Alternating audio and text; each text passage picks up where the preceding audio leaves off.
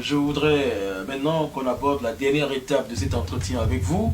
Une dernière étape qui va porter sur l'actualité du Cameroun et les batailles internes que l'on vit au quotidien dans notre pays. On sait qu'il y a ce qu'on a toujours appelé problème anglophone dans notre pays. On sait qu'il y a eu des mouvements à Bamenda et dans le sud-ouest, c'était, j'allais dire, et à Boya, c'était entre novembre et décembre 2016. On sait que le gouvernement a mis sur pied un comité ad hoc pour résoudre ce problème. On sait qu'il y a eu des propositions, on sait.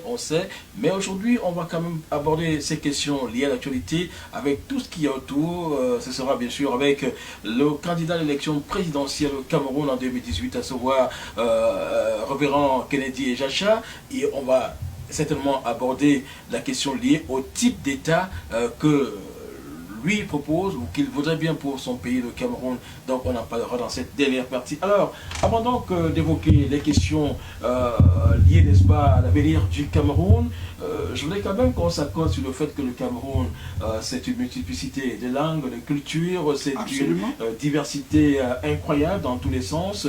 Maintenant, on est appelé à se poser la question de savoir, est-ce que dans ces diversités, vous avez le sentiment que les Camerounais sont liés, sont solidaires, sont soudés? Oui, je crois que dans leur immense majorité, les Camerounais sont liés, les Camerounais sont soudés. Ce qui fait problème au Cameroun, c'est le régime en place. C'est le régime qui est à la source de tous les discordes qui peuvent exister entre le peuple et la classe gouvernante. Donc le plus grand, je dirais, le plus grand schisme qui existe entre le peuple et la classe dirigeante. C'est pas entre le peuple, c'est pas une division du peuple contre lui-même. Une division, oui, entre citoyens. Donc c'est le fait de l'État. Alors tout récemment, le Cameroun a connu des moments difficiles dans ces zones anglophones. On se souvient de ces événements de Bamenda et de Boya qui ont entraîné pas mal de conséquences. Alors, il est quand même à noter que ces événements traduisent les malaises que le Cameroun traverse, pas seulement dans les régions du sud-ouest, du nord-ouest, mais aussi dans certaines localités du Cameroun. Alors, quelle appréciation faites-vous de cette actualité politique au Cameroun? Déjà, je dirais que les problèmes que d'aucuns appellent le problème anglophone, ce sont des problèmes qui sont vraiment symptomatiques des problèmes que nous avons partout ailleurs au Cameroun.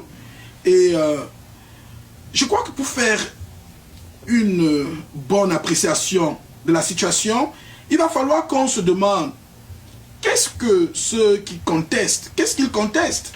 Vous comprenez un peu ce que, là où je vais. Il faut se poser pour comprendre la situation.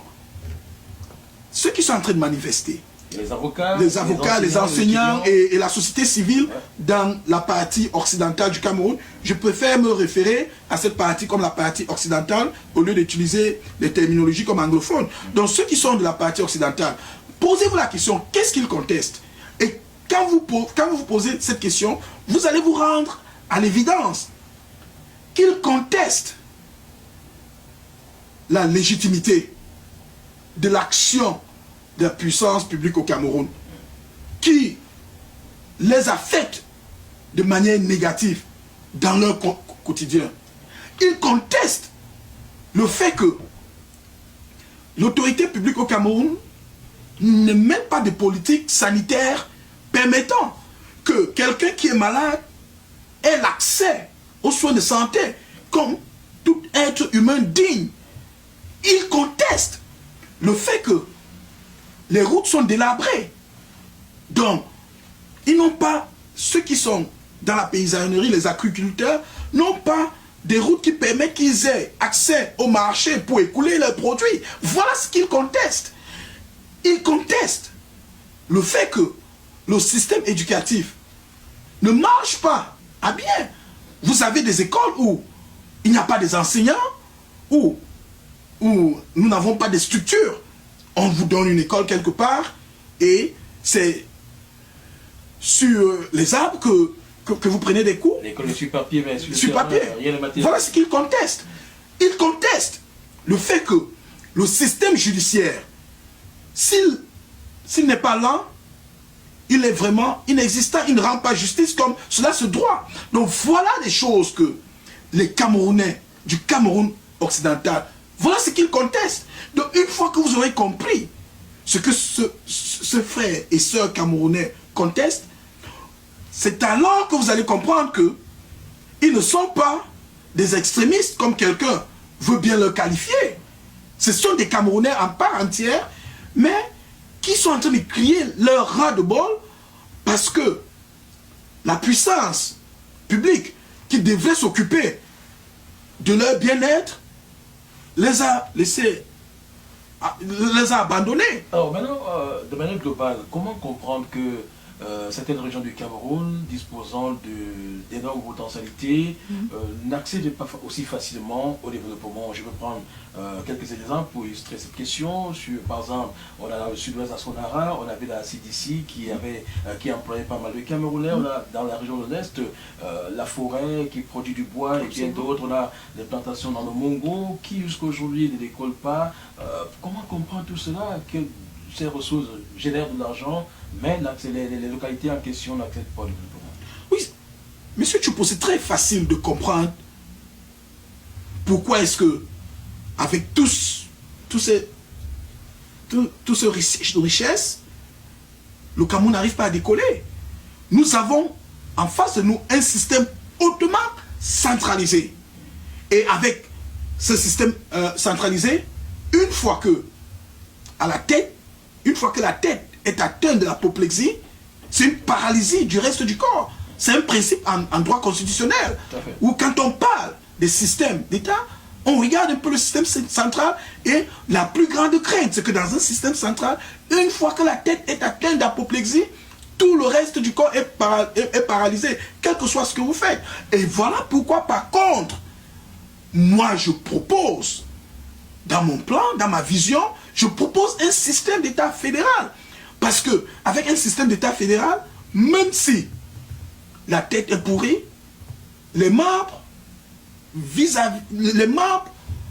pourront survivre pour un temps par rapport à l'autonomie qui existe entre la tête et les membres.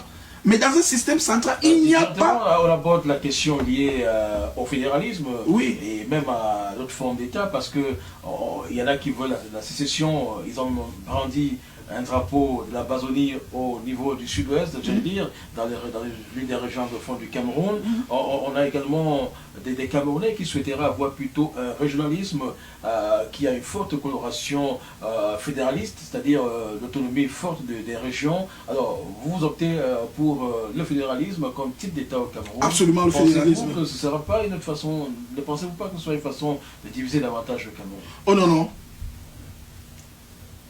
Pour ceux qui le savent, et ceux qui le savent, ils ont vraiment l'obligation ou le devoir de communiquer cela au reste. Le fédéralisme est une forme d'agrégation et pas de ségrégation. Tout à fait. Dans des formes d'État. Donc, le fédéralisme, avec le fédéralisme, les gens viennent ensemble. Et pourquoi est-ce que le fédéralisme est le type d'État qui marcherait le mieux au Cameroun? C'est parce que nous sommes une nation hautement diversifiée.